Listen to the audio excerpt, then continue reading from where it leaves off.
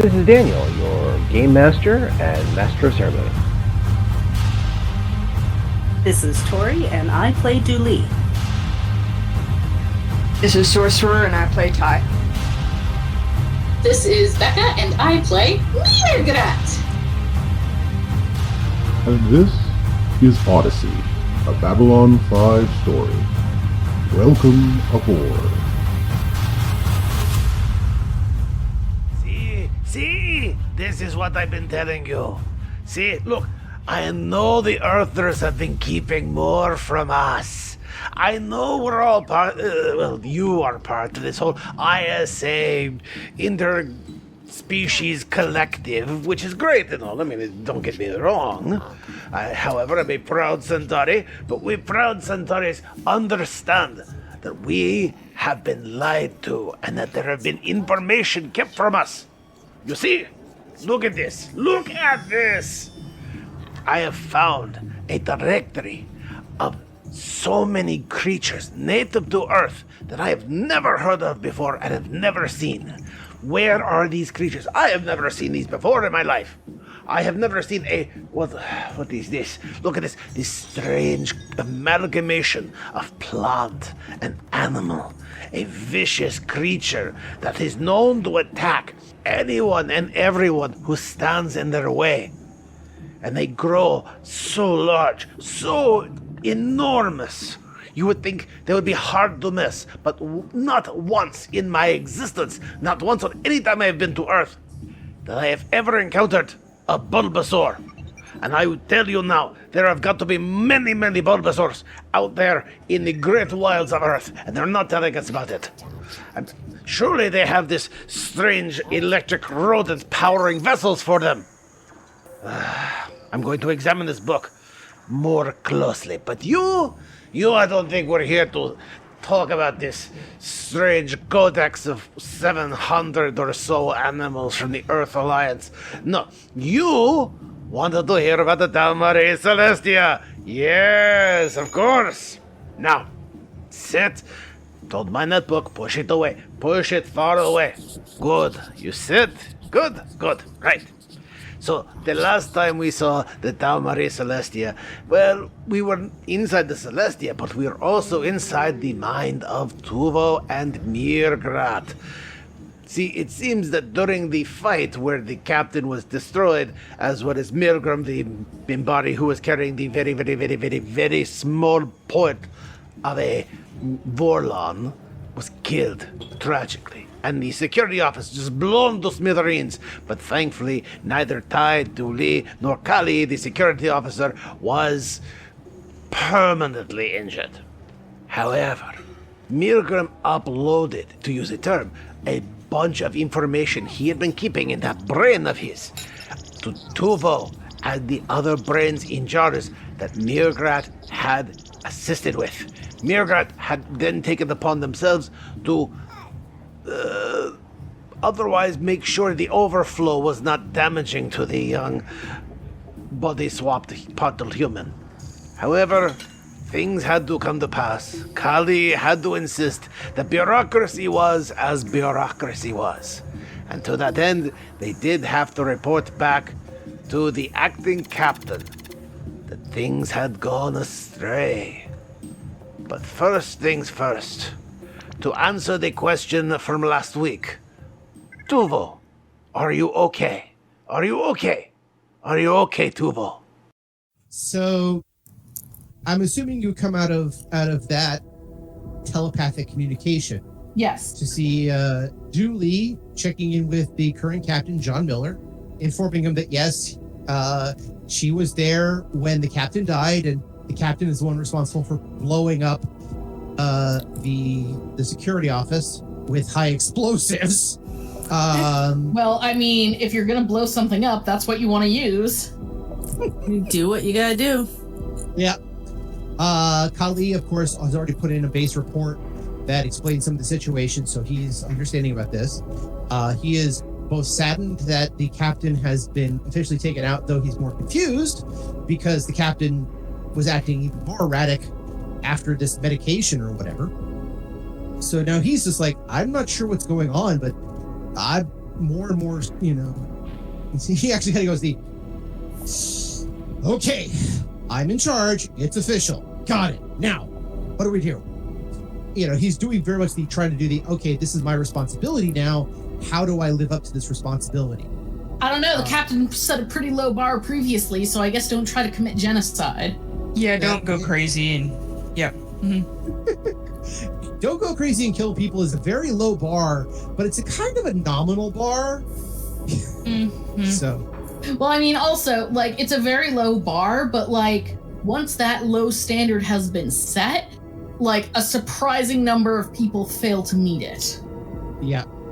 So you come out of this, and the captain is very appreciative of all the information that Dooley gets. So he's basically talking to Dooley, saying, yes, thank you for all this information. We need to have it going.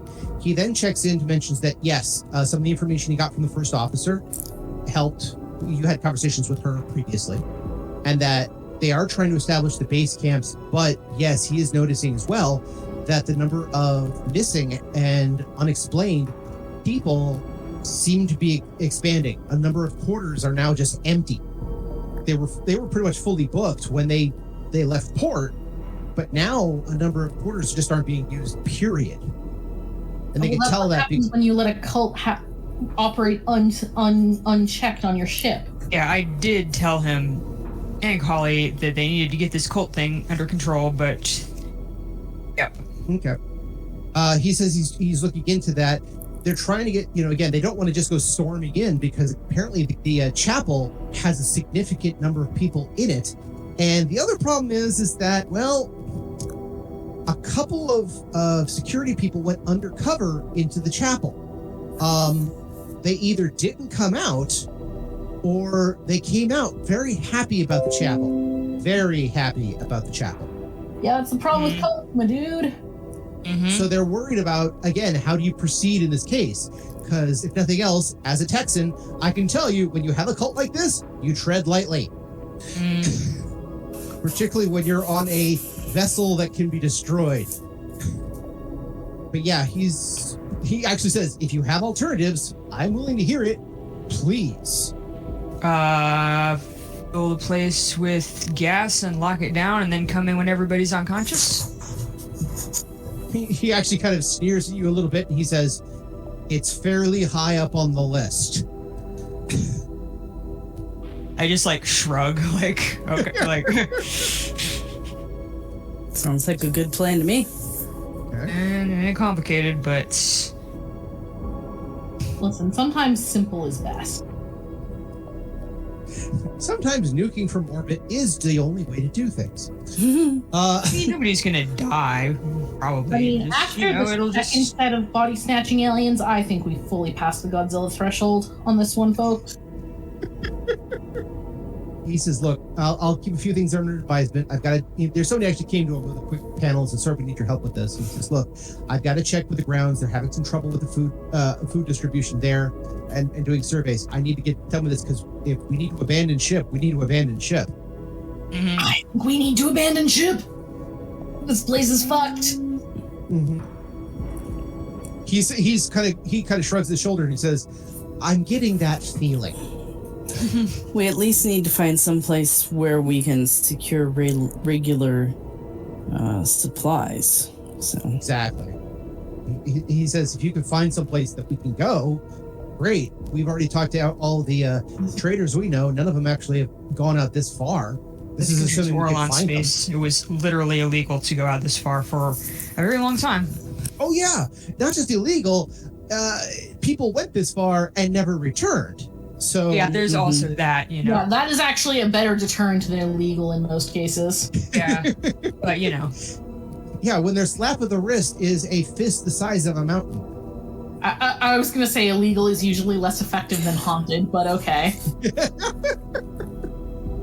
says, look, if you got any other leads, let me know. I'm going to try to get us more base camps set up so we can actually get supplies and get things going, and at least have a place we can try to survive until someone somehow manages to find a rescue ship, or we've managed to find some ship to get off ourselves.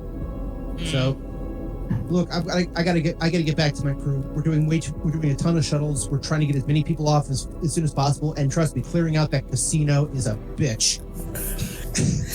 Well, leave them here. When they start to starve, they might move. I mean, or just turn the AC off. He says, that's true, but a lot of those games are electronically based. We've turned the power off. It hasn't stopped any of them. They'll just come up with new games. Yeah, I know. That's why you turn the AC off. Yeah, but the captain just says, do what you can. I'll do what I can. I've got a couple other people to go to. Kali is working on orchestration for more evacuation. The doc's been trying to get things taken care of. He's still working on your friend, who is stable only barely. He took a hell of a hit dealing with the captain, but he somehow survived. So there you go. Paro. Yep. Oh, good for him. Yep. I was thinking about which friend. Oh yeah. Yes, the fake ranger who almost got his silly butt killed trying to stop the captain. Are we sure I wasn't just ready to deny ever having had friends? Sorry, that was two people at once. Couldn't hear. Ty, go for it. Yeah, the fake ranger that I sent off, hoping that maybe he wouldn't die. That guy. So far, he hasn't died. And Becca, what did you say? I'm just surprised that Ty wasn't just preparing to deny ever having had friends. Okay, very true. Although, I guess hoping someone wouldn't die is basically the Thai equivalent of having a friend. I mean, I'm not friends with a Paro, but I'm also not a psychopath, so I don't send people to get killed on purpose. There you go. Here's Ty, a friend. Oh. Of course. I'm sorry, I have this image. It's I don't have many friends, but I don't like to send them off to die. And then Mirgrat doing, Ty is Mirgrat friend, and then Mirgrat fully doing the full bear hug around Ty, and Ty's like, that's great, that's lovely, get off me. Yep. Bonding. And then intern Tuvo comes in from the other side because he's glad that his mom has friends.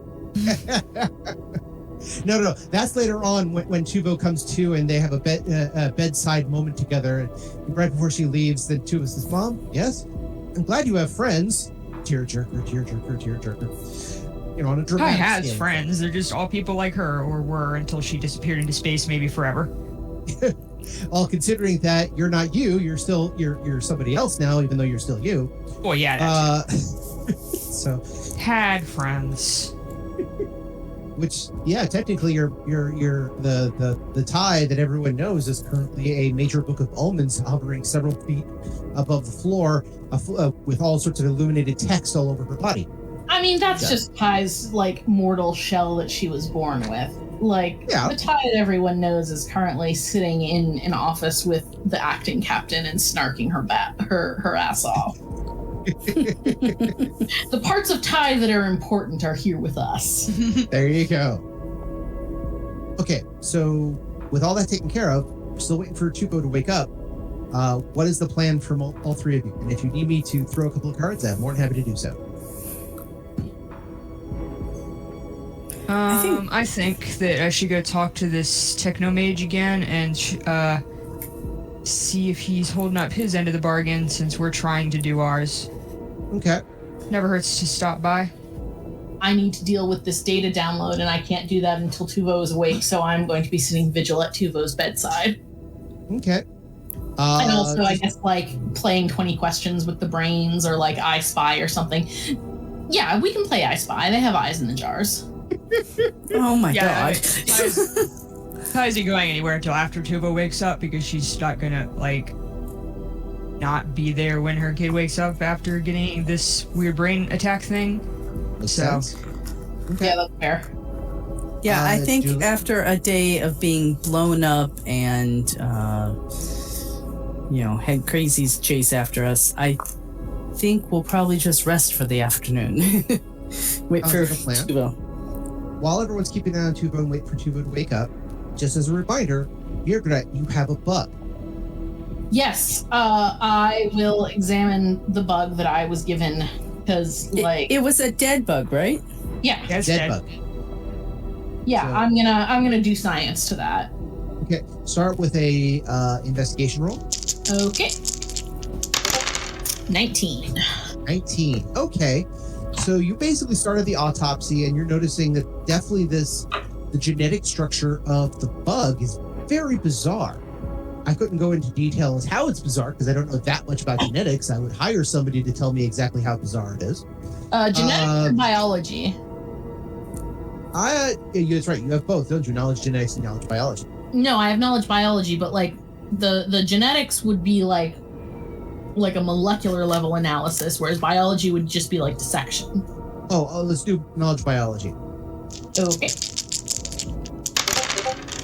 30. Oh, natural 20 for a 33. I know this inside and out, but especially inside because I am dissecting it. Okay, here's where it gets interesting. Yes, the bug has, you're getting more and more flashes a bit about what you saw when you were in that telepathic conference with the bugs, a long while ago. So we'll be taking a little bit of hit point damage as this comes through, but it's going to be processed into your long term rather than stored behind pain walls. So I mean, that's good. So some things that came up is that when you were examining the bug, you did notice how essentially its digestive system and the pak'ma'ra digestive system actually have a few things in common. Not because you're directly related or anything like that, but again, it's a certain similarities. The similarity. Yeah, like being, convergent evolution. exactly. But this part is that with the philosophy of the pak'ma'ra, that all knowledge is kept in the stomach and things have to then be eaten to truly be understood, the bugs take it 2 or 3 steps further. They become what they eat. They actually take bits and pieces of whatever they eat and they add it to their own genetic material on an instinctive level. They're not selecting, I want green eyes or anything else like that, but they're taking some of the genetic structure and adding it to their own, particularly things that are advantageous. They go through evolution a lot faster. In fact, they go through it so fast that it's not even really evolution anymore. It's co-opting. So what you're saying is these are the Zerg. I've actually never played StarCraft, so I have no idea. I mean, neither have I, but my partner plays it, and so I've gotten some stuff by osmosis. Mm-hmm. Yeah, I'm pretty sure these are the. Okay, but basically, the big thing they take with them, and this is the part where you now understand a couple of the flashes you had, which you'll be taking 2 points of damage, and it will be coming as flashes that look painful as you basically get them there. But remember in the flashback when you were in communication with the bugs, they found an eye and a head of a Yithian in a box in basically one of the vaults. Yes. And what did they do with it? It was a place of meat, so they did what bugs normally do. They ate it. And when they ate it, they got smarter. And then they got better vision, and they got better understanding. And from there, when they started consuming other things on their planet to obtain a few things that they got. So they got tougher, they got stronger, they have got more diligent. They actually got better able to adapt to environments by how they can actually now fly it through space as just themselves. They have developed all this by co-opting these traits from other races by devouring them. And because you got the natural 20 and the 33, I'm going to give this part to you.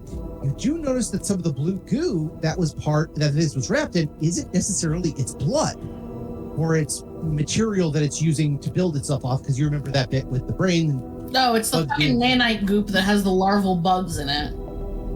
Actually, no. This is part of the strange fluid or strange pill that you have a sample of, so you can verify that Doc Rule had developed. What the fuck? They got it when they ate the captain.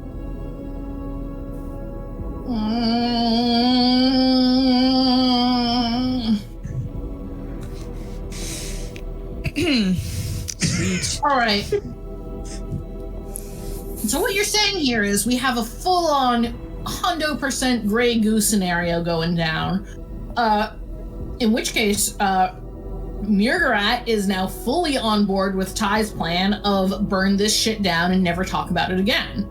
It looks like we live in Vorlon space now because everyone is getting off of this ship and then we are blowing it the fuck up. To be fair, Ty just assumed that was going to be the case anyway, so she's a realist. Fair enough. You do also remember as a little flashback, interestingly enough, from your little vision, there was one other race that did come in contact with the Kulati, as the bugs are known, eons and eons ago, which actually isolated their planet. Their planet was actually sealed away for a long time.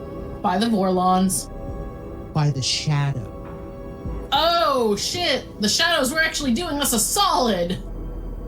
Yeah, because let's put it this way. Again, this is more exposition than normally goes through, but whatever. I have been holding on to this for a while. Essentially, what do the Shadows treasure? Chaos and evolution. What do these bugs do? They co-opt evolution, and they become what they eat. If they ate a single shadow, let alone a shadow vessel, what would they become? Probably that. Shadows, but worse, like bug shadows? Mm-hmm. Ravenous shadows that would basically end up consuming whatever organic matter they wanted to become more powerful. And if there are such things as first ones out there, which everyone knows there was, and they got their hands on them, how much of a problem would they be? Even the Shadows just said, nope, we're not dealing with them, close it off. Normally they'd say destroy it all, but they kind of went, anything we send to the planet has a percent chance of making them stronger. Yeah, we need to get everyone off the ship and then yeet that fucker into the sun. Mm-hmm. But once we get off the ship, what are we gonna do? I mean... Not be eaten by bugs. Yeah, that's goal number one. Everything else follows. You can just grow crops and all the other things people do and not starve to death and not be eaten by bugs. We can go full on Robinson Crusoe in Vorlon space as long as we do not let these bugs do anything else. Like, I am no farmer, but I would rather be a farmer than get eaten by bugs. Well, you realize it's not just be a farmer. You're basically going to a pre-civilization planet, hoping you can survive. Very much the Robinson Crusoe is a better metaphor than anything else. Because yeah, but we have stuff. Like, it's not like we're shipwrecked with only, like, our pants. Yeah, no, we're more like the Martian in this scenario. Okay, fair enough. Also assuming that no contaminated people come with you. Yeah. That's a good point. All right, just us. I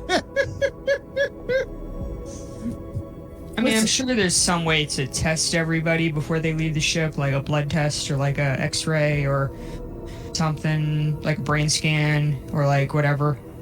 Well, that's my new project until Tuvo wakes up. I am going to start making a Kulati titer to try and test people to make sure that they are not infected with the gray goo. Well, that's the good news, is that as far as you can tell, these are, and not only do they eat, and they actually have several appendages that, and this frightens you to no end. Speaking of that whole bit we mentioned before about the detachable skull and the fact that the nerve tissue is at the very top of the neck, they have a nerve ending essentially that if they were to climb into a skull that has been emptied, that nerve ending would fit right at the spine, allowing them to have essentially full control of the body. Okay, see, Becca finds that absolutely horrifying.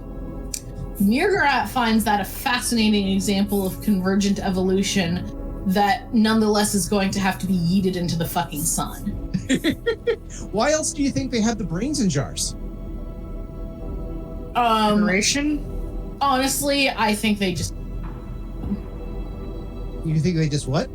Didn't know what to do with them. That decoration? That decoration is a possibility.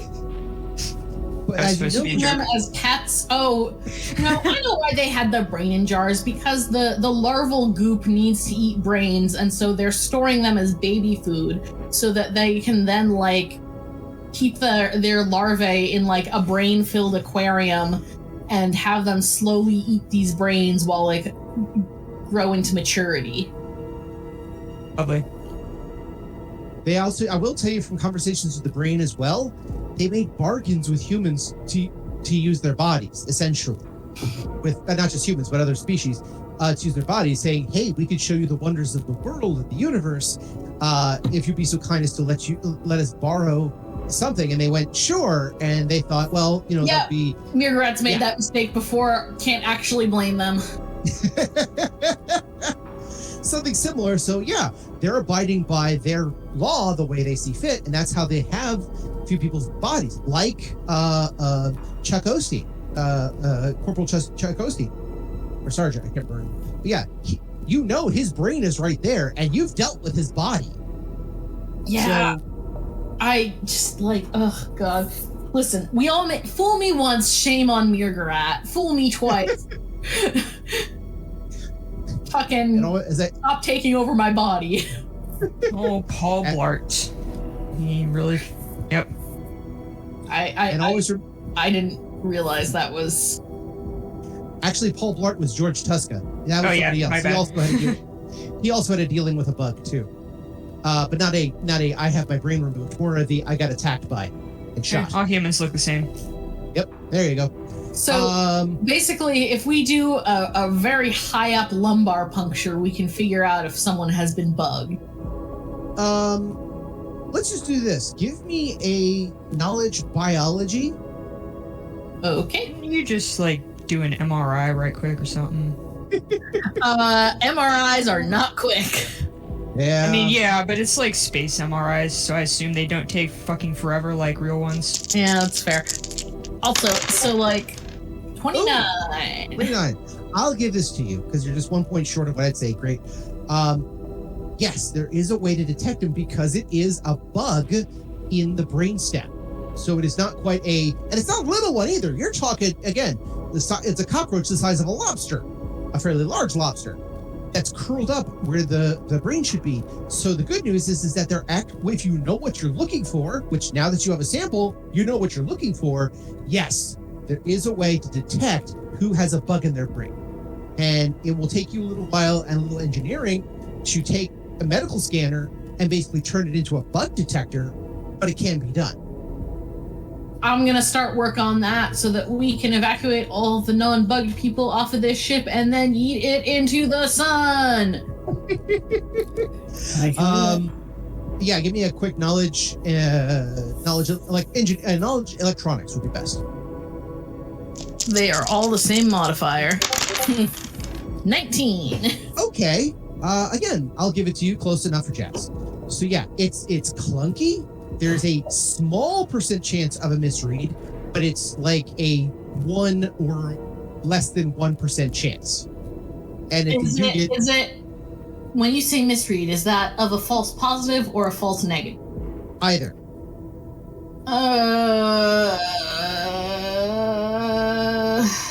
So just Is there any way I can calibrate it to have it more likely to give a false positive and less likely to give a false negative? scan everybody more than once. Yeah, there's that. Yeah, okay. Yeah, so everyone has to get double scanned. That's fine. Okay. So yeah, you spend the evening building that. Everyone else gets a chance to clean up, get some food, get some rest. Mirgrat actually does build it and then just kind of goes, oh look, what is this thing called a bed? I like the floor. Good. Question, where is It's more of a sploof, what with all of Mirgrat's robes and various tapestries That's true. and hangings. where's the Centauri? Your maid, your former maid. She was last left with the Technomage. Okay, so she's staying with. Okay. Yeah. Morning comes around, and let's see, it's about 4:30. Okay, Tuvo actually does come around, a little groggy, a little hungry. he's oddly craving something not unlike oatmeal. Not something he's ever had before, not something he's ever prepped for, but he's oddly craving it. This actually makes a lot of sense to me. When my partner and I had what was probably COVID, the thing that told me he was getting better was when he was really into oatmeal and making very big philosophical statements about how it is probably the perfect food for when you are sick. Yeah, we can call it and order him a bowl of fake oatmeal or whatever the equivalent is. There is a couple oatmeal-like structures. Again, it's usually like, okay, it's not unlike the stuff they feed you in the Matrix, you know, fully packed protein, vitamins, carbohydrates, everything you need, but it's goo. He, you know, again, he takes that up, he eats it pretty quickly. He looks, you know, pretty hungry. He's like, oh, thanks, Mom. Thanks. I really appreciate this. Thank you. He just devouring it. Yeah, I'm glad you're feeling better. I am. Thanks, Mom. It's been a weird time. Hasn't it? So, I know you're still not feeling 100%, but do you have any idea how or why this happened or who did it? I think so. It was, so much to think about. It was a download from a lorekeeping servant. Yeah, okay, that was the term. Lorekeeper servant. That was Lorekeeper. Yeah. Yeah, It's I do believe I know what's going on here. He looks over and says, oh, what happened? What's going on? I assume this has something to do with... What was the guy that just died's name? Milgram. Oh, Milgram. Milgram. I assume this has something to do with Milgram. I think so. Really safe policy. I don't know who else it could be. That man talks so much that I'm pretty sure I heard him use the word lorekeeper a few times, but ignored it because who wouldn't? But I've never heard anybody else say that, so it must be him. Tugo kind of just nods his head. I think so. I know a lot of stuff that I really shouldn't know. I mean, stuff about there's an Imbari that has to be approached in a certain way, and there's where there's these gateways that go around, but not to where our space is or our home is. They're kind of like it's one of those things, there's like tubes, and you put a tube inside it and it shoots the second tube through the first tubes until you get to another point and it just kind of drops it. Yeah, kind of like that. For those who don't know or who are not old enough, and I'm showing my age again, pneumatic tubes. Yeah. He's talking about. He's talking about that. My bank still uses it, so. Okay. Yeah. Are you guys? You went out to get breakfast, right? No, we're still here. I would have, Ty definitely ordered it in. She isn't wandering around the halls. So, Ty. These tubes. Could we use them indirectly to get home? I don't know. This is the first time I've ever heard of anything like this. Oh. I'm a pilot, not a scientist. Well, that's piloting, but if you... I don't know. I don't know. I could find out, but the chances of me or someone else who went dying are reasonably high. And since we care about that kind of thing still, might be a little hard to experiment here. Assuming we can make contact with whatever system this is and actually interface with it and figure out how it works and get any of our ships to work with it, which, from what very little I've ever known about Vorlon technology, is not that likely. Yeah. You got a point there. though there are people on board who have access to other types of vehicular technology. Right, but knowledge of these tubes, is that only that Tuvo recently gained it due to the knowledge overload, or it's something that they had before? No, this is... He sure didn't pick it up in fucking elementary school, so... Well, I thought, when you guys were away. When they were Yithians. Oh, no, I don't think so.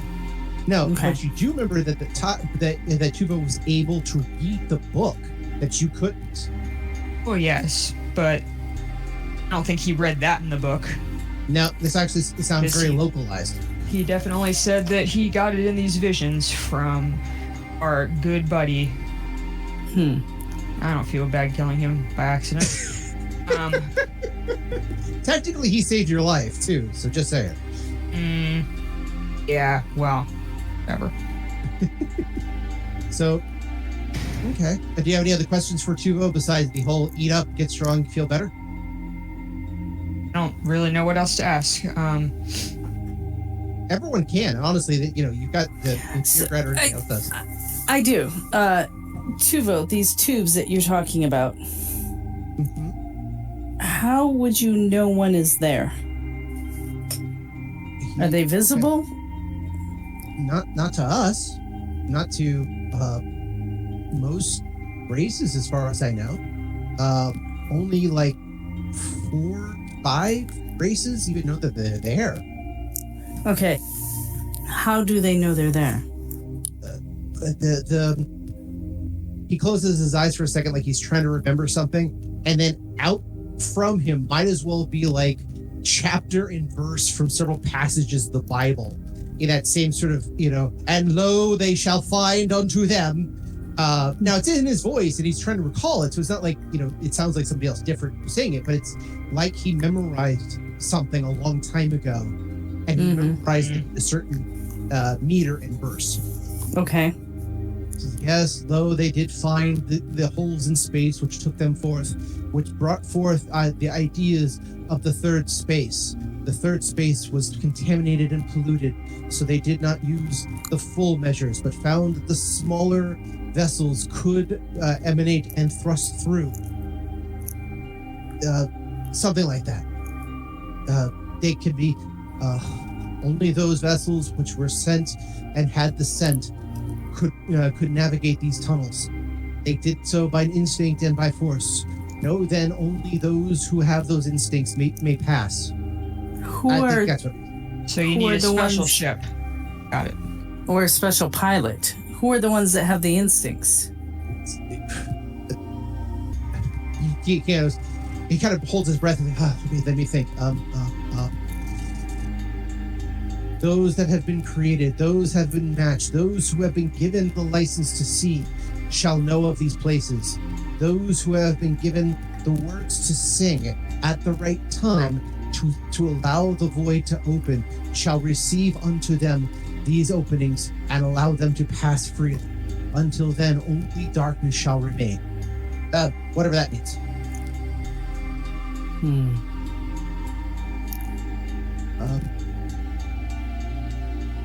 Alrighty. That sounds real culty. Great. Yes. I would just like to say the phrase, you were expecting a straight answer from a Vorlon. Even amongst their own kind, they ain't really the most direct and upfront people. Yeah, no, that would be too convenient. Yep. Alright, well, I guess I'm going to table that one for now because... And I guess I need to go talk to the Technomancer right quick. Edlund Yes, the Technomage. Edlund. Yeah, Technomage. Edlund the Technomage. Okay. Do you want company? If you want to go along. I want to see how... Yeah. Yeah. Mirgrat, are you going to stay here with Tuvo, or are you going to join them? She might accidentally on purpose kill him if we let her go. That's true. That is true. So... Yeah, we need him right now. Yes. Okay. Probably. So basically, you leave Mirgrat to watch over Tuvo, make sure he's okay. They confer with each other and the brains, which, again, thanks to Mirgrat, they're able to communicate telepathically. With this is helping their raid system come out with more data.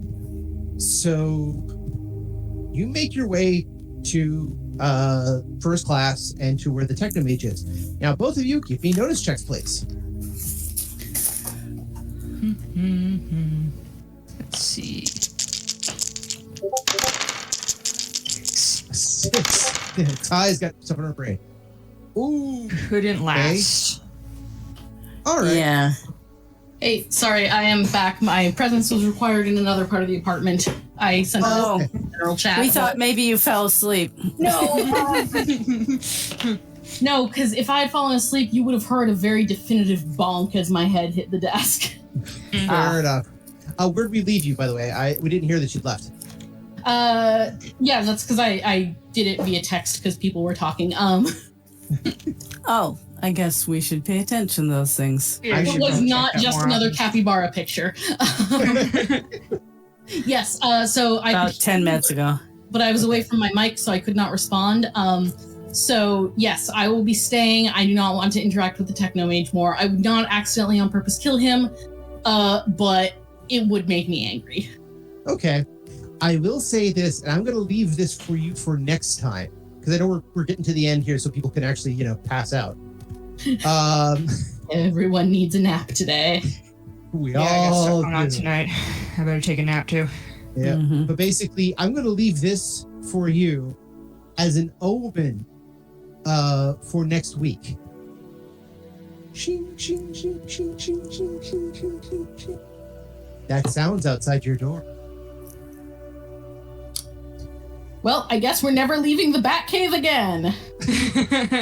Well, do you Wait, remember what that sound what is? is? I don't. The sound of tinkling bells, like 100 of them on a. Oh, no. Oh no. Yeah, Again. we're never leaving the Batcave again. I'm sorry. What just comes to mind is like the three of us sitting in the middle of the little apartment, basically. Okay, don't breathe. Nobody breathe. She'll go away.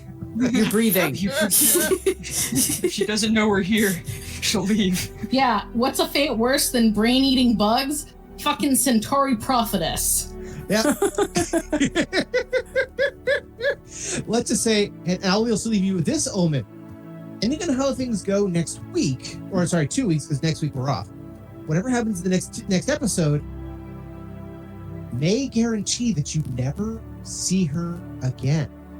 I will take that option. Okay. No, So- we're not. Listen, it worked for Milgram. I'm just saying. Okay, yes, but it was a close thing, and you weren't there. It didn't almost get blown up. Yeah, but on the other hand, one of our most annoying NPCs sacrificed himself to save us, so I think that's a trend we can continue.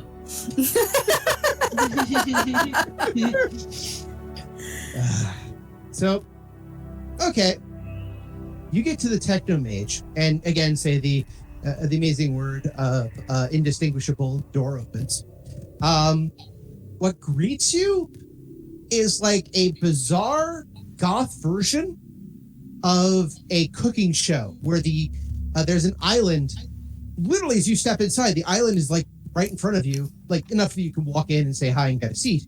But on the island is a stove, a number of ingredients, a pot, and by the way, also several beakers, Bunsen burners, chemical distillers, electro devices, and all sorts of other bizarre, natural-looking technology that just look like exposed and weird. And they seem to be pouring stuff into a cauldron-like stock pot that is bubbling.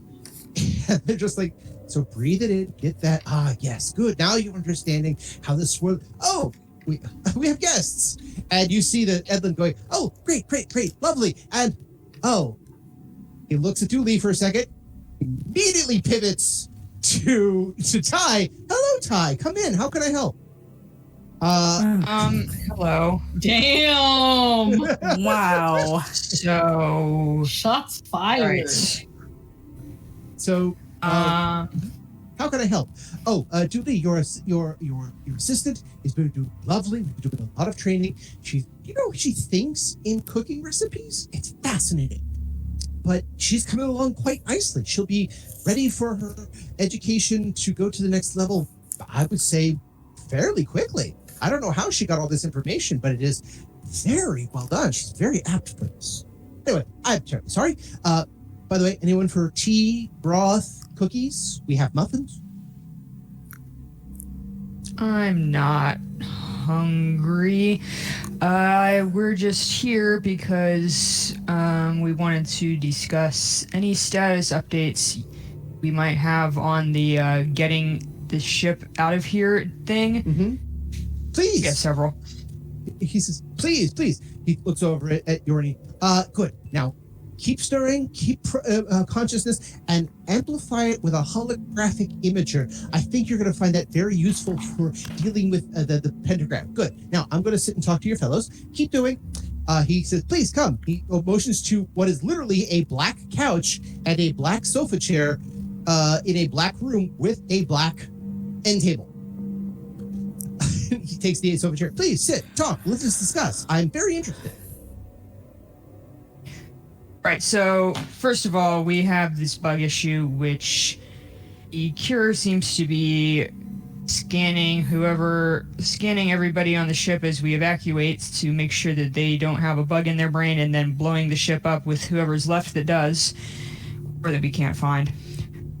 Second, this does mean that your ship is going to have issues. I understand. Third, most of our engineering staff got mass murdered by the captain, who was in a weird drug-fueled rage. He's dead now. Which is that is the balance. Putting something of a kink in our, or interruption to our studies of, or their studies of how to get this ship, wherever it is, out of current ship and somewhere else. But we are working on it. They're working on it. Very well. So that will be an adjustment, but I think this is something that might be worked with. But please continue. What else can you tell me, and what else can I answer? Yeah, so the other thing we know now about is some kind of wormhole system existing only in Vorlon space, which can be traveled through theoretically by ships that know how to do it, or something. You know how the Vorlons are, or were. His eyes get really large for a second. Yeah, what do you know about that? You found a slipstream hole? We didn't find a slipstream hole. Slipstream hole. We know that they exist. Supposedly. He rises for a second, puts his finger out. Just a moment. He goes over to a book cabinet, which might as well be black books on a black cabinet. How this guy sees anything is beyond you. But, right. Here. He pulls out this tome, and I mean a tome. And it looks like it's been bound in leather and gold fasteners, and probably could fit on a coffee table, but nowhere else. It's large enough that you could kill a puma with it.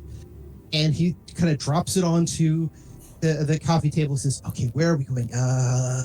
Yes. And here's the fun part. As he flips the pages, they're not pages. They're actually very thin screen surfaces. And it's obvious because things are animated on the pages. But he's like, flip. Here we go. And he taps in a couple of codes on the pages. Yes. Slipstreams. And he pulls up a very partial map. And he'll even say, this is only what my order has been able to confirm. We have suspicions about others, but we knew about the slipstream holes, but we've never been able to find them. There's some secret to them we don't know. The fact that you were able to find about them is amazing. I don't know how you did it. But anyway, so we have a partial map. Now, the closest entry to that we know of is unfortunately closer to here. He points out an area. It's still like 7 or 8 standard jumps away from anything on a human or Mercury on an ISA map of availability. He says it's possible that you might be able to get through that and then find a jump system to get you home. That is a possibility. However, this is a very small map. These were abandoned by the Vorlon and a couple of the other first races after things like jump gate technology became more available. Though the walkers, I'm told, actually experimented with this quite often. So be careful with any vessel that isn't power shielded. Or, yes, that'll probably help. So he kind of flips through a few things. Yes, according to the lore and what we know, only certain vessels were allowed to go through because they could withstand the gravitational fields, the radiation, yada, yada, yada. There's a few things that can actually go through. Vorlon vessels, of course, could go through. Shadow vessels could not. Because the Vorlons claimed this as their own, shadow vessels could not go through the slipstream holes. They had to go through hyperspace, which became the norm because hyperspace is a lot more stable. It's also a lot more safe. The fact that he says, yeah, hyperspace is more safe is still kind of flabbergasting because hyperspace is a lot of things. Safe isn't necessarily the first term that comes to mind. Yeah, everyone uses it all the time, but as you know, if you drift off the beacon, you're pretty much gone for good. So he's like, this is a possibility. But what this also does is that if you found a way to get to one, then you have a possibility of either doing mappings of the rest of them, possibly finding what you need, or finding other planets that may have resources you need. My ship may be able to navigate through these currents, but I couldn't tell you for certain. We've never tried. These are legends even to us. So if you need a way through, I would recommend, well, you need a Vorlon ship. Yeah, those are just lying around all over the place these days. He actually says, maybe not. Did anyone else hear, say about yesterday, such and such a time, a beautiful song ringing out? We were a little busy yesterday. Oh, yes, that's right. Killing the captain, almost killing everybody. Just heard a boom. Yeah. Oh, that was what that was. I just thought we were having fun. There may be something. And I know there's something around here. Everything on the maps that I could find for this area says this is, again, not just the edge of Vorlon space, but what was beyond Vorlon space. Most of which, according to my lore, has been devastated for decades or millennia or infinite amount of time. There's a number of worlds here that have been completely destroyed or cut off with big warning signs that says, do not approach, which apparently Earth was designated, but that got removed a long time ago. But this also shows that there's other places out there. And now that the Vorlons are not here anymore and the shadows aren't here anymore, and the entire first ones aren't here anymore, what else is on here that we might be able to find they left behind? Well, before we start doing archaeology or profiteering or wherever you have in mind, I think we should be more interested in the not dying parts. I agree with you. Let's find a way to not die. Now, what else did you come up with? What else? By the way, if any one of you wants to throw out a intelligence check in case you forgot something that I remember, that's fine. That came up in the game. I don't know. That's pretty much everything Ty was gonna say before leaning on him to. Okay. Yeah. You're gonna lean on him to do what? To get more information or? To see if he's like considered at all any other ways to get back. He actually has been contemplating. Now that he knows about the slipstream, he has more options ahead of him, and then he will explore this on the lore that he has, and try to figure out some more data points that he could work with to at least navigate some stuff. Dooley, I saw that you rolled an 8, which means you passed your intelligence check.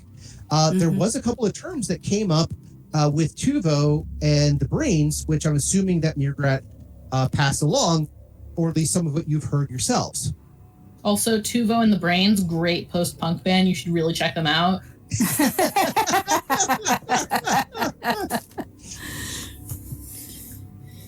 Just right there. They usually travel with the pak'ma'ra 4, which is amazing. Just amazing. Yeah, it's a really good show. If they come by, it's worth seeing live. I still have this theory in my head that even in the Babylon 5 universe, because Gwar rotates out their members on a fairly regular basis. When they die off, they put in new ones, they keep on going. That Gwar continued on until the Babylon 5 universe, so Gwar is somewhere touring in the galaxy right now. Yeah, I know that. So anyway, but yeah, there was a term that came up that was the model maker that they had mentioned a couple times before. So I'll ask him, do you know anything about a model maker? He goes, wait, are you referring? Possibly. That is, he goes, gets another book, flips a few. That is an old legend. That's something they talk about amongst the Minbari. Ooh.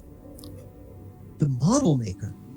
He was an archivist and apparently was given immortality by the Vorlons. I don't know how or why. Our order doesn't know anything about immortality. Trust us, we've tried. But he's an archiver, and if he is still around and still mortal, he would know about these areas much more than I do. He is going to be your best chance for continuing survival. Do you have any ideas on who he is or where to find him? He's mostly legend. You have to admit, my order and the Vorlons do not get along at all. But according to what we've been able to find, if the archivist would be anywhere, and he goes back to the first book, and you could find a Slipstream entrance, then he opens it up, zoom, pulls it open, zoom, pulls it open. He would be in this sector of space, and he kind of circles an area where a couple of Slipstream points that he has on his map converge. Well, that doesn't help us. Okay.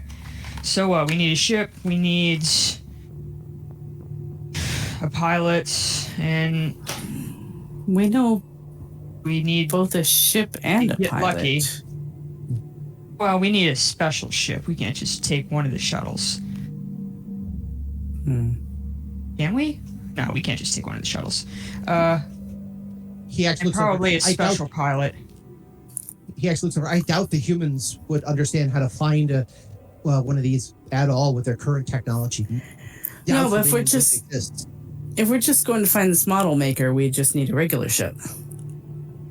Well, it would take most of several lifetimes to fly there.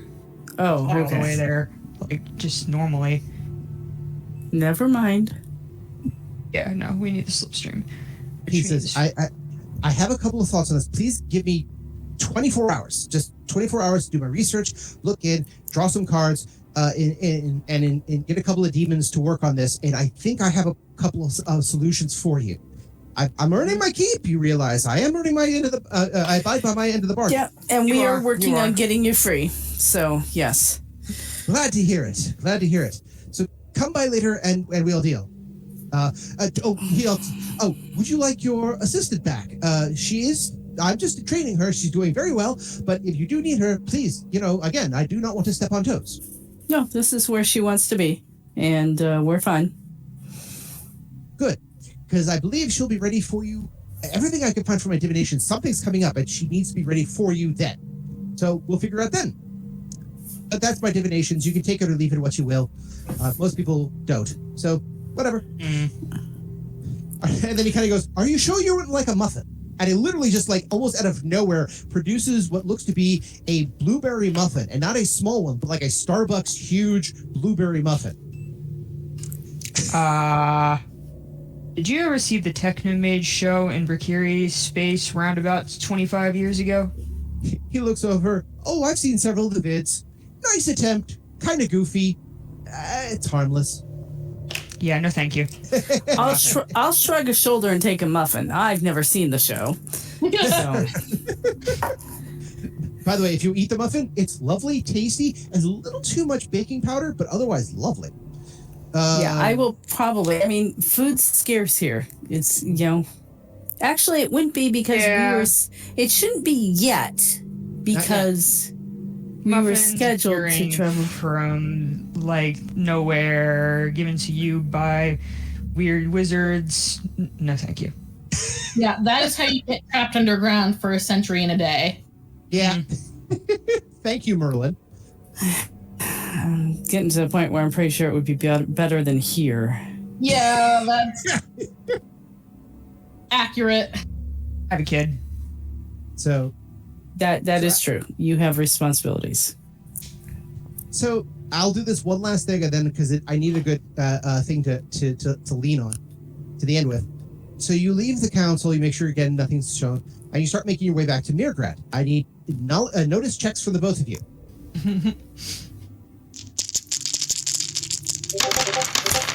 16, 15. All right, I'll give it to you guys. As you head back, you kind of realize somewhere along the way you're being followed. Not like intensely great followed, not badly followed, but followed. And does either of you turn back to check to see who this is who's following you? Yeah, I will. Yeah, okay. Definitely. Especially with the attitude of people right now.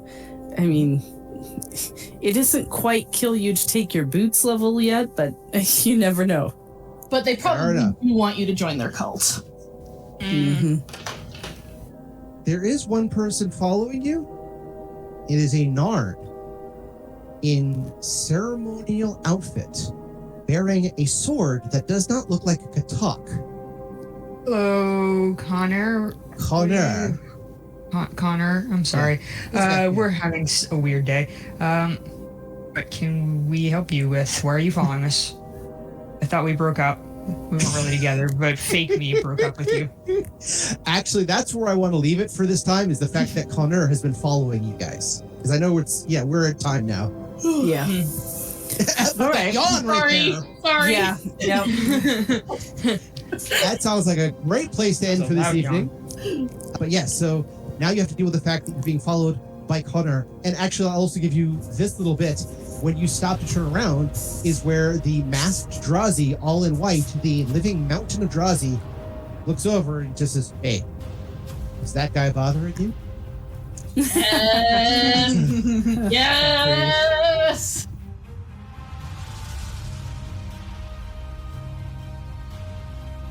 And now another player enters the game. So now you must join us next time on Odyssey, a Babylon 5 story, to see how this plays out. Now, dear, excuse me. I have a bunch of animals to try to collect, and I'm going to try to make an order for an Eevee. I hear you can buy them from a reputable dealer. I don't know what this plushie thing is, though. Greg, do you know what a plushie is? Stop giggling.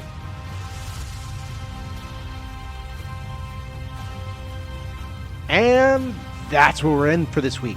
I want to thank everyone for joining us and hope that you continue to join us every 2 weeks for another episode of Odyssey.